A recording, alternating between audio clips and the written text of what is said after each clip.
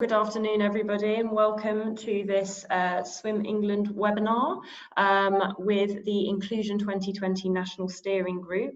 The full title of today's webinar is Inclusion 2020, Leading the Way in Inclusive School Sport.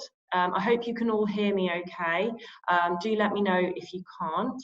I just wanted to go through a little bit of housekeeping first of all. So I'll begin by introducing everybody. I'm Jessica Necky. I'm Product Development Officer for the Learn to Swim team. And today I'm joined by Vicky Wells, who is National Manager for Targeted Interventions at Youth Sport Trust. Hi everyone.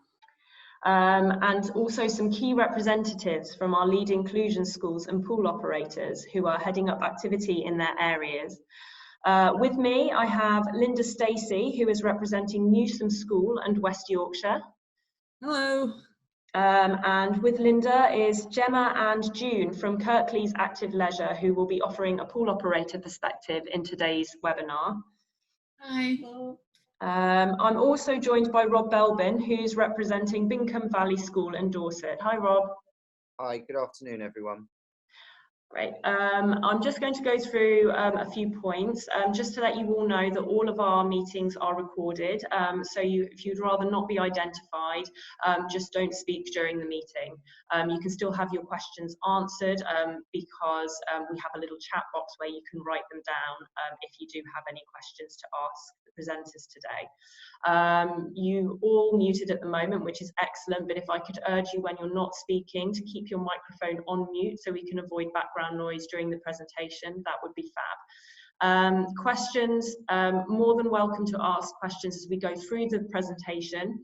You can do that verbally, or you'll see an icon on the bottom of your screen that says chat. That's a chat box where you can write your questions down as we go through. There will be an opportunity to ask questions at the end of the presentation as well, or if you think of them as you go along and you'd like to write them down, do just add them to the chat box. And we'll monitor and record that and get those questions answered at the end of the seminar. If we don't manage to answer your question during today's meeting, we'll be able to send around some answers to those questions in the post-event emails, which will go out to you all. Okay, I'll hand over to Vicky now to begin. Thank you, Jess, and good afternoon, everybody. So as Jess mentioned, my role at Youth Sport Trust is I have just the absolute privilege of overseeing the Inclusion 2020 work on behalf of our network of lead inclusion schools, two of which I'm delighted to hear on this webinar this afternoon, and no doubt a number are either listening live or be listening recorded later on. I think for me, and you can see some of the images there of the organisations that are involved in this work, and I'm going to bring those to life a little bit for you in terms of context before we get into the kind of detail of this particular webinar. We have a range of organisations that make up the Consortium for Inclusion 2020, which we are really delighted that we are funded by the Department for Education to deliver this exciting work. The overall outcomes for this webinar are on the screen now. In particular, it's around really sharing the experiences around work that's been undertaken to date around school swimming and water safety, particularly in relation to our young people with special educational needs and disabilities in our schools. And we felt this was really important to do at this particular part of the project. So it's been going for sort of almost 12 months now, and we'll start to have some final kind of examples of case studies and evaluations as we get nearer the spring term, end of March next year. But save waiting until the end before we start to share a lot of the insight and the learnings. We felt it was really important that we share them as we go along, because actually the more we can share ideas and collaborate, the more hopefully that cascades into the impact for our young people we send in schools across the country. So we're going to look to share those experiences with you. We're going to hopefully share some top tips, and again from two of the areas that have been involved in this work to date, and also be able to identify and signpost to you the new school swimming assessment tool, which we will talk through throughout the webinar, but also some of the new resources, new ideas, new tools that have been emerging from this work. So as I mentioned, this Inclusion 2020 is a grant that has been provided by the Department for Education, which is around SEND inclusion in PE, school sport and physical activity. The consortium that I mentioned, you can now see on your screen. So it's made up of a number of organisations. So obviously ourselves as Youth Sport Trust is that lead organisation, but then we're delighted that we have strong partnerships with Swim England in terms of how obviously again this work is emerging. NASEN, so the National Association of Special Educational Needs, has been a great advocate in terms of the workforce and the support, particularly through SENCOs in schools across our country. Activity Alliance, again offering that expertise particularly around the community setting as well as within inclusive PE. British Paralympic Association, really important, gearing up towards a Paralympic Games next year in terms of their involvement. And absolutely crucially, lead inclusion schools are represented on that consortium, who represent the network of inclusion schools, of which there are 50, one in every county across England. So I guess my first takeaway for you, for those watching this webinar, if you're not aware of who your lead inclusion school is, then please look at the Youth Sport Trust website. Literally, a Youth Sport Trust lead inclusion school Google will bring it up for you, and you're able to see a really great map that highlights for you the equivalent of Rob and Linda that you'll hear from today in your county area. So I'm now going to pass you back on. Sorry, not yet. It's still me. So I'm going to just talk you through some of the swimming elements within Inclusion 2020. So swimming, school swimming and water safety forms a key strand within the wider grant of this work.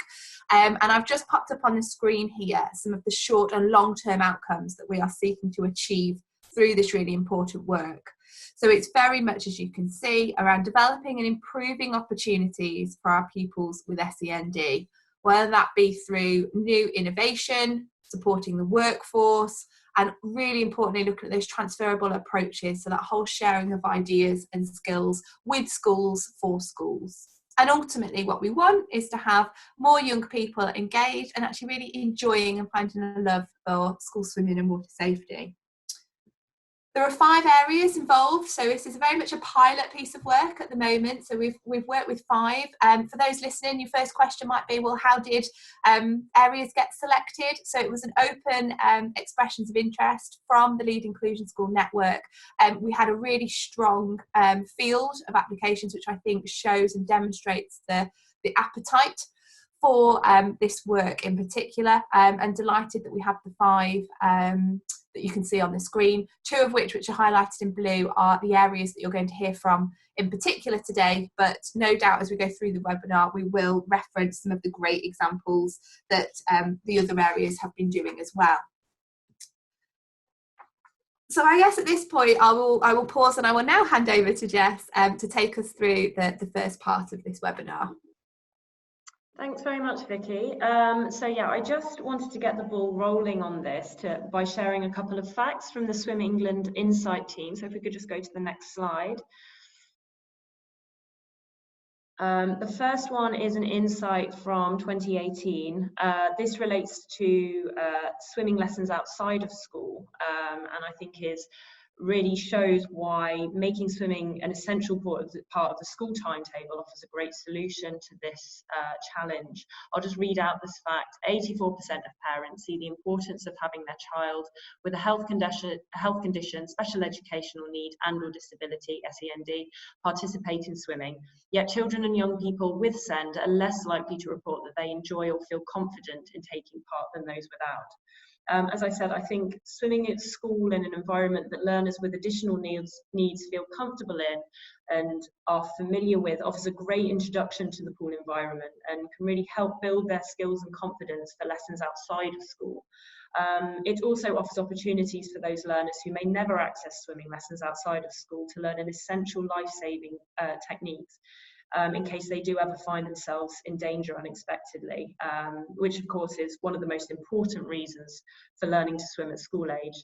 The second insight is from our Swim England Insights team's Parents Perception Survey in 2018. Over half of parents say swimming lessons have improved their child's self-esteem as well as health and fitness. So I think this really highlights what we already know about swimming and physical activity, is that it's clearly important for long-term health and well-being that school pupils of all abilities engage in school sport. And this is where I'd like to hand over to you, Rob and Linda. Are these kind of insights familiar to you, and do you share similar views about why school swimming is so important? Yeah, absolutely. For us in Dorset, we are a coastal region. I'd like to say it was sunny all the time, but it's not. And one thing that we picked up is that a lot of SEND children were really in need of that water safety element around swimming. And it was very evident that lots of children were not exactly getting that experience. Okay, yeah, in Kirklees, we're not a coastal area, but we've found that the children all go swimming, but they have very different experiences of that. And there were issues with certain children who had SEND in mainstream education, accessing the swimming, and teachers finding it difficult sometimes with those children by not knowing their needs. And why do you think the teachers found it difficult, Linda? Do you think it was something to do with like the fear factor? No, it wasn't a fear factor from the teachers because the teachers are fab, but what it was, it's a communication of not knowing what was coming beforehand. So they weren't really. It's okay if you're getting a special school coming with where everybody's got a disability or a need, but actually when you were getting people in mainstream education with SEND, then that's when the difficulties came, because the teachers are not aware of who was coming and what the needs were before they actually came. So it was difficult to plan in because of that communication issue. I'll just bring in Gemma here, who might give you a bit of perspective from the teacher's point of view. Yeah, I think we've got some fantastic SEND schools that are coming in, and like Linda says, with specialised teachers and smaller groups, it's been very well received. But when in September, when we can get up to 60 new children coming through into school swim programme, we don't have any previous knowledge on any of the swimmers' ability, whether it's in the water or behavioural at all. So I think, you know, the first sort of September through to the first half term is very much trying to understand the individual children, and sometimes those can be the most important weeks in terms of their experience. So we are just discussing at the moment, and part of this has been the engagement and how that's helped us. We only took school swimming on from the council in April last year, so it's very much a learning process for us at the moment. So obviously we're appreciating kind of being involved with the project and being able to identify some of these things to improve the swimmers going forward. Great, thank you for that. So I just wanted to run through a little bit of current activity that we're doing to support the project. I'm going to quickly cover the Swim England Inclusion Hub, Big School Swim campaign, CPD and resources from the Swim England perspective, and then Vicky's going to talk a little bit about the National Swim Group, RLSS, and the All-Party Parliamentary Group on Swimming. So I'm just going to take the screen now and just share our Inclusion Hub and give you a little tour of it if you're not already familiar. If you just go to swimming.org/inclusion, you'll come to this hub. This is launched in September this year, and it provides everything you need to know about inclusion, equality and diversity in the Learn to Swim programme, school swimming and beyond. It's full of free resources, signposting and grassroots guidance for swimming teachers and pool operators who have links with someone with additional needs when it comes to swimming. It also provides guidance for parents and carers and learners themselves, so it's a good place to reference customers to should they ask about what support is out there. So I think the areas of this hub that are particularly useful for our listeners today will be the business support for inclusion, the inclusion guidance and resources for swimming teachers, and of course inclusion in school swimming. If I just click on inclusion guidance and resources for swimming teachers, you'll see this is a great example of the other sorts of things that are available in the hub. It's full of tools and resources, all free to use, all signposting to where you can find more information to ensure that your swimming lessons are as inclusive as possible.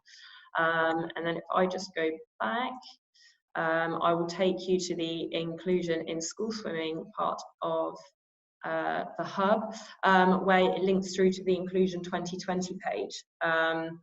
And this is where you will be able to access more information about what Swim England has done specifically to support the Inclusion 2020 project, and also to access the resources that we've produced so far. So this leads me on nicely to talk about our new school swimming assessment tool, which is here and free to download from the Inclusion 2020 page. This tool has been piloted by the lead inclusion schools in the project, and I know that Rob and Linda will be talking about their experiences with it in a moment. Essentially, the tool is a free resource which has been produced by the Swim England Insights team. It's an action planning document that will help facilitate roundtable discussion between schools and their local pool providers, so they can sit down and assess their current provision, identify barriers to participation for SEN pupils because of their provision, and identify realistic solutions, and then take action to successfully implement those solutions to improve opportunities. So that can just be downloaded right here from the Inclusion Hub. It can be printed, but we recommend filling it online digitally. It's very, very easy to use and self-explanatory, so do take a look at that after the event. I'll provide links at the end of the event as well, so that you'll know where to be able to access it. I'll move on as well to the Big School Swim campaign. So the Big School Swim campaign is an annual campaign that celebrates swimming in schools. Every November, schools across the country get involved in our Big School Swim activity sessions. All schools that sign up get a free activity pack, which includes lesson plan templates and lots of fun activity ideas designed to get pupils of all abilities in the water and enjoying their swimming.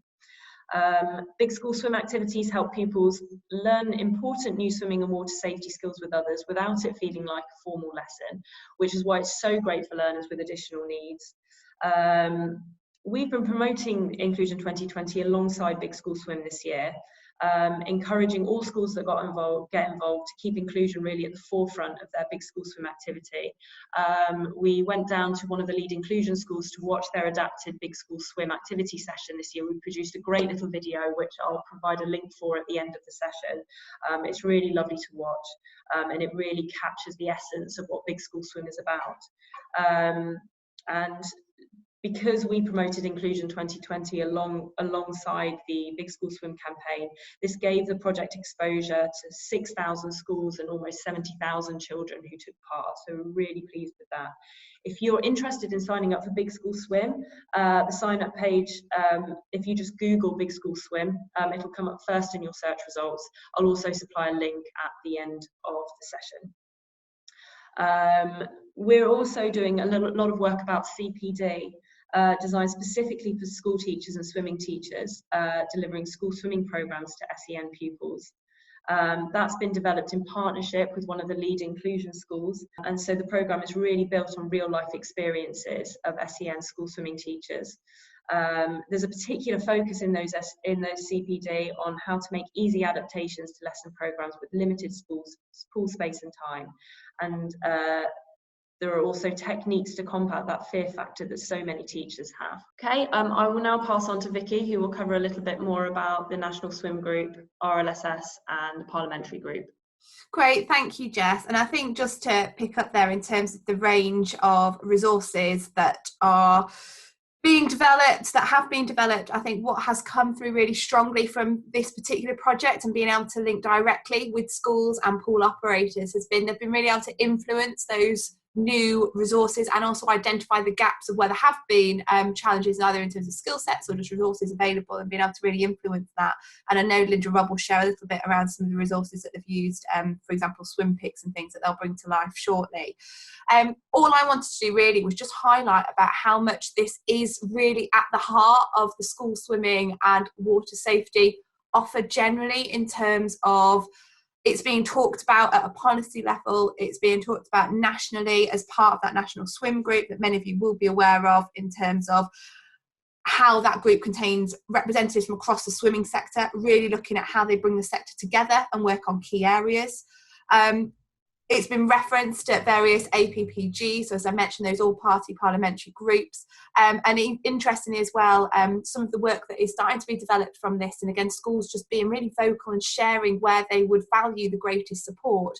An example there is just with RLSS around their drowning prevention week. And actually really great timing of having the webinar today. This morning I have been with RLSS, really looking at their resources as part of Drowning Prevention Week next year, and actually really ensuring they're as inclusive, inspirational, accessible, and as meaningful as they can be for young people with special educational needs and disabilities.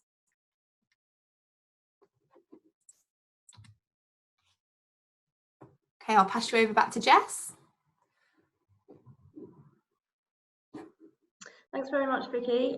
So I'm just going to quickly run through the national summaries of findings and some of the challenges that have come up from using the school swimming assessment tool, or the challenges that have been identified. And then Rob and Linda will go into a little bit more detail on their local and personal experiences and some of the solutions that they've identified and are in the process of implementing at the moment. So if we could just move on to the next slide, Vicky, thank you. So here's just an overview of some of the current insights. So I'll just read through them. In some cases, those with specific disabilities and or advanced SEND were not accessing any school swimming. This is often because of the fear factor from teachers who are afraid they won't know how to deal with learners with additional needs in sports and physical activity contexts. Also, lack of facilities was another really key thing, things like time and transport and funding as well, all big challenges there. There was reduced awareness about the specific school swimming and extracurricular opportunities for pupils with SEND, largely because I think people don't know where to go to find out, and they're not completely aware of support that's available, and we're really hoping to crack down on that and provide more guidance in that area. There was a heavy reliance on school staff to deliver school swimming, and generally concurrent with that, unfortunately, not enough training. And that's where the new CPDs that we've been preparing with County Durham and Milton Keynes will really come into use. There's also limited pool time and pool temperature were also identified as challenges. Pool time being that you know, sometimes there's only enough time, say 20 minutes for a swimming lesson, and that's only enough time really to build water confidence, not the specific swimming skills to get children up to that standard where they can swim 25 meters. Temperature, almost always too cold, was another thing that was raised. Lack of awareness, a lot of the time pool operators aren't aware that there are SEN pupils in swimming classes. This is particularly when there are SEN pupils in mainstream settings. So they don't know to make provisions for them. So sometimes something that Linda touched upon earlier, just improved communication, is key to resolving that.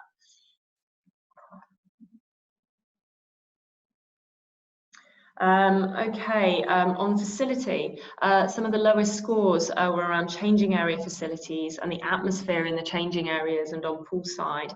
Here are just a couple of pieces of feedback from some of the schools who have completed the assessment tool. These I'll send around these slides afterwards so that you can have a full read through, but these generally focus on the fact that the cubicles are often small, they're dirty, there's lack of seating for those with mobility issues as well. And I think, Jess, if I can just interject there, what is quite interesting, and I think the way that the assessment tool is being used, and I know Linda and Rob will bring this to life, is it's a starting point for a conversation. And actually what started to come out from the audits that have been completed through the 5 areas when people have worked together on them is sometimes the school perspective can be very different to the pool's perspective, particularly when it comes to facility. So just want to listen out for as we go through the webinar. Absolutely. And the next is on awareness. Lowest scores was awareness of the pupils' parents to the benefits of swimming. Again, here are just a couple of pieces of feedback.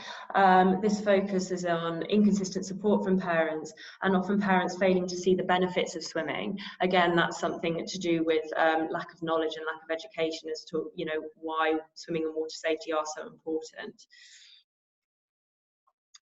Staff, so lowest scores were for training, knowledge and skills of staff to teach swimming to pupils with SEND. This is often lack of knowledge for those with complex SEND and swimming staff not trained to support specific requirements. And I'll just hand this over now to Linda and Rob. I'm really keen to hear how you found using the tool and what challenges and particularly what solutions you've identified to date. Yeah, You go first, Rob. so in Dorset, it's been really, really useful using this tool. And we didn't use it in isolation. So we quickly, through working with that active partnership network, sussed out that part of their remit through the primary sports funding was to look at swimming and make sure that schools were really engaging with swimming, specifically with SEND children. So we were able to kind of push the tool out with that, which had a much bigger impact on who was filling it in. And everything that you've just gone through is really resonates with me. So there is most definitely a fear factor, particularly with different specific types of disability. So the more profoundly children are affected, the harder it is to get them swimming, particularly in mainstream schools. And the more reasons there are not to go swimming, and generally that is because staff are just really worried about it. So that was one thing. Where parents participate, that seemed to make things a lot more successful. So one school properly interacts with parents, and then the ability to offer swimming both in school and to make that flow out of school is a lot more successful. So that was really important part for us as well. Okay, I think for us in Kirklees, we're very lucky really in that our school swimming is all delivered by Kirklees Active Leisure and by swimming teachers there who are qualified and well trained in it. So that's not too much an issue for us, the training of the actual teachers. I think the main several issues though, it depends on which pool the children are going to. If they're at the nice new leisure centre, then everything's absolutely fantastic and they've got everything they need. But there are some of the older pools where there aren't hoists or it's upstairs to changing rooms and things like that, which are obviously an issue for some of the children we're talking about. Also, I think some of the children not comfortable in the swimming environment came up as an issue. So if they've never been to the swimming pools before, and we've got areas where children are not taken swimming, so they've never really been, and it's quite a big thing for them to go and to actually experience that environment. So that came out as quite an issue really. And I think perhaps the other thing that came out was the knowledge of the school staff that were attending and how they could actually support, and they didn't really feel they could support, they didn't really know what they were doing. So quite a few things have come out of that, really positive. First of all, the great links we've now got with the leisure centre and the Kirklees Active Leisure who provide everything. So we've really developed quite a strong link with them now. We're setting up meetings with teachers who support the children swimming so that we can talk about what we need to know beforehand and making sure that we've really looked at the communication issues so that we're going to make sure that the swimming staff know who's coming, know the issues that are coming, and the schools know about the sports centres, the swimming pools, and possibly even bring the children before their actual swimming lessons so they can go around and have a look and see what's expected of them when they actually arrive. So those are probably the main issues I think that we've come across in Kirklees as a result of the audit. The other thing that we really found was that swimming starts a long time before children get into the swimming pool. So the more school staff understood that, where they might be seeing a kind of adverse reaction from children when they got to the leisure centre, it really does start back at school in the classroom and is very much around how children are prepared for what's going to happen. So, you know, they're going to somewhere new, as Linda said.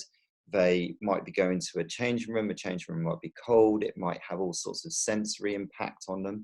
So by the time they even get to the swimming pool, they might be having all sorts of kind of adverse reactions. So looking at how we use kind of either low-tech or high-tech communication back in the classroom, like PECs, to introduce what's going to happen, how it's going to happen, and why it's going to happen just has a massive impact positively. Yeah, I'll add into that as well about the swim picks cards. I know one of my schools said they'd be really useful to use in school as well before they go, so they can explain those and show them before they actually go to the lesson. So again, it's that communication of knowing what's coming, and then they can use those cards in school. The autistic children go, and it's not such a shock when they get there. They know what's gonna happen, and recognise the cards when they actually get to the swimming pool. John, to just chip, we've just been doing some, we've started doing assemblies now as well with the school, with the year group that are going to go the following year. Just again, it's that different phase, different teacher, different instructions. So we've literally only started doing them this week, where we've been out to visit some of the schools where have been highlighted as where we need to make some improvements, so that the school swimming teachers have been doing some water safety. They've been using some of the cards and just taking bits of equipment as well to the school, and doing an assembly, so we can start the engagement now rather than on the first day of school swimming in September. And so I think most people here will be really keen to know how you go about starting to fill in the tool. If you're a school and you want to kind of get a roundtable discussion with your local pool provider, how do you make a start? What did you do first of all to get those people together in that room? To get them to fill the audit in, I contacted the Senkos at the school rather than PE leads, because they tend to be the people who will fill this sort of thing in. So that's what I did. And I sent, I'd been to a meeting with all the Senkos in the authority, told them about this project we were involved in and warned them that this would be coming their way. Then I emailed it out to them, and a lot of them sent those back to me, completed, and it was just a case of pushing the Senkos, but they were the ones who were really instrumental in completing the audits or getting the right person to complete that audit for me. And for us, like I said before, we very much went through Active Dorset, who have got that kind of primary sports funding remit, and also our school games networks. So we looked at schools who we knew had different cohorts of children within them, and then sat down with them and supported them to be really honest when they were filling out the forms, which gave us, I think, a much better result. Okay, great. And as a result of your efforts, how many people have you actually managed to get involved, approximately? How many people have you managed to get involved in your audit for your local area to be able to identify those challenges and solutions? I think I had returns of about 15 schools that actually responded to the actual audit and completed it. But I have had extra schools on top of that who now involved. In fact, we're hoping really to involve every school, because every school's got SEND. So we're making everybody aware of it, but obviously the ones that responded to the audit were the ones we're starting with, really. And I think for us, it's the results that we had, because it was so targeted, because we selected schools, were not massive, but it gave us really great insight. And actually that insight has allowed us to now work with the head teacher networks to make sure that every school's aware of the tool. So going forwards, I think we're going to have that going out to all head teachers in Dorset. So it's going to give us a much better picture. Okay, fab. And just to close off, we'll start with Linda. Can you give 3 top tips, 3 takeaways, if you were to say anything about either use of the audit tool, solutions, or any challenges that you've come across? What would your 3 top tips be about carrying out an audit like this for a school and their local area? The first tip is definitely to get to the right person. If you just send it to a school office address, it's not going to get done. So again, like Rob said, go through your school games organizer. I'm lucky I am a school games organizer as well, and we have great links with all the schools.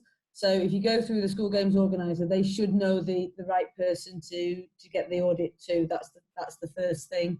And then the second thing I would say is link with the Senkos as well.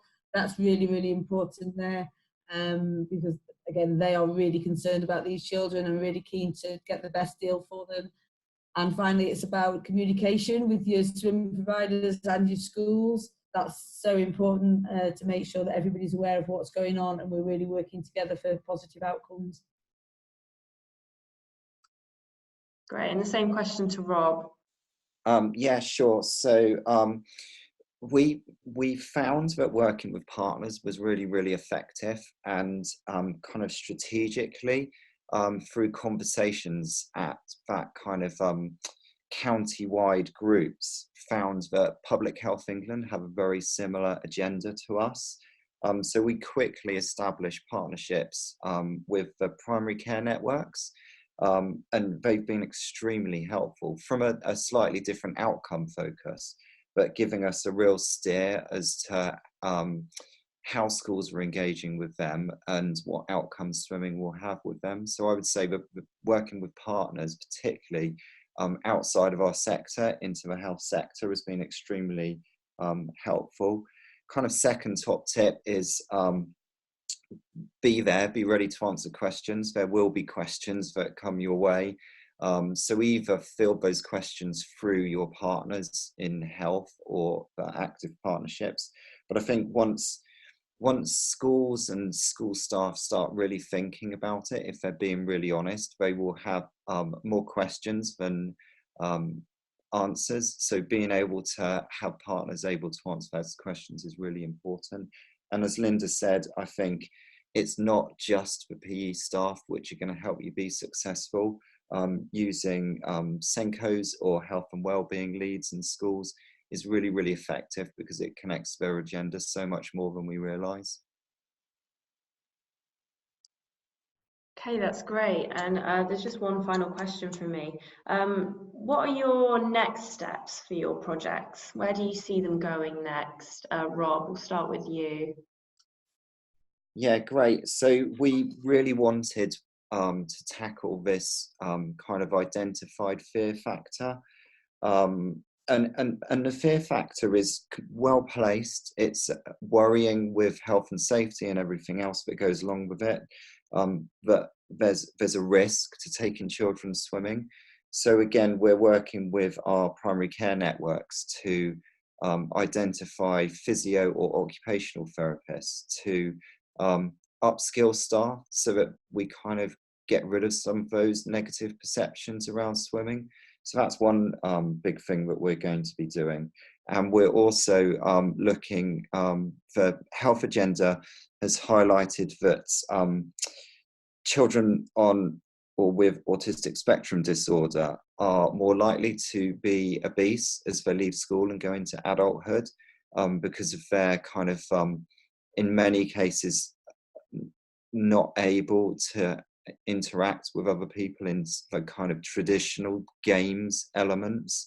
And of course, swimming is one of the best things that can be used for that. So that we're working now with some of our leisure providers to look at kind of expanding what they do with ASD children, look at their swimming sessions. Can they put on ASD swimming sessions with smaller numbers, with different lights, with different access, and can they run general swimming sessions around children with autism, which is going down really positively with the leisure providers. Okay, that sounds fab. And I asked the same question. Oh, sorry, Jess, if I just may interject there as well, just to build on Rob, because as I mentioned, we've got 2 of the 5 areas on the webinar directly hosting it today, but actually we know there's incredible work going on across all of the 5 areas involved. And I know a number of them, exactly as you say, Rob, it's around how can we help open those lines of communication and also challenge both pools and schools in terms of what else can we be doing to really support the whole journey for our pupils. And as both Rob and Linda have already said, it's not necessarily going straight in at the pool time level, but actually, you know, the ideas of the assembly is to be able to make young people feel really comfortable with the teacher, the types of equipment, actually to experience, even if that's virtual or via photographs or films, as you'll allude to in terms of that sensory environment. Actually, all these different things can really help support our young people to feel confident and comfortable before they actually make that transition into water. And one of the ones that I know some of the schools, particularly in Northamptonshire, have shared is the Access Able app. So again, if schools or pools are listening, if you're not aware of that, it's well worth a look in terms of that brings up what might be in your local area, and again, different photographs and images that you could use to help support some of the more anxious children around actually knowing what the environment will look like before they get there. So, sorry to interrupt, I just thought that stimulated a bit of a thought there. Okay, I think our next steps, quite a lot really. I feel we just sort of started on the programme, and making the links with the providers has been absolutely fab. So we've got a lot of things in the plan. First of all, I think a big thing we're going to do is a lot of teacher training, really making sure that the teachers meet, the swimming teachers meet the school teachers beforehand. And I've explained what's going to happen and how we can actually improve the communication of the children's needs before they arrive. We're going to look at actually going into doing the assemblies, rolling that out to more and more schools, and hopefully to every school eventually, so that again the children, like we said earlier, have got that knowledge and understanding of what to expect when they arrive. And again, possibly rolling out some visits to the centres before they actually come, if that's felt it would help children there. We're also looking at really using the resources. We've got the new SwimPix cards and trying to get more of those, so we've got them in all the centres, and that the staff have access to those as well. I think Kirklees Active Leisure, the swimming staff that they use for the schools are the same as they use for their other sessions, their club sessions and various other programs they do. So they're really trying to link the two together so that the children feel more confident to go to the sessions in the community, because they'll already know the teachers. And I think that can be a big thing for developing the children.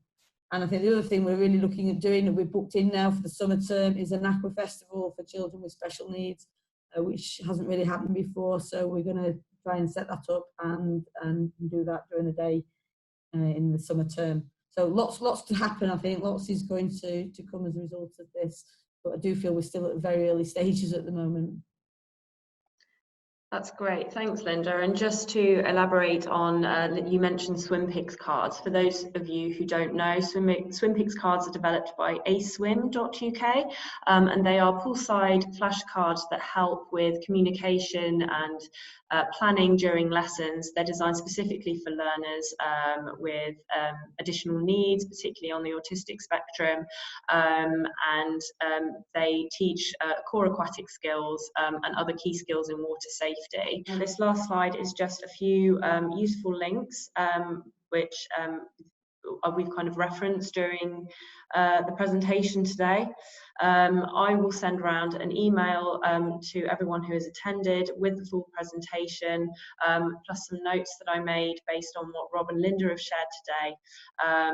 And also, when I send around that, you'll have my email address. So if you do have any additional queries or questions regarding CPDs or what's next in terms of resources that Swim England or the Inclusion 2020 project is developing, then you'll have a point of contact there. Thank you very much everyone for attending. We hope you found this session really useful, and we'll hopefully see you again at our next webinar.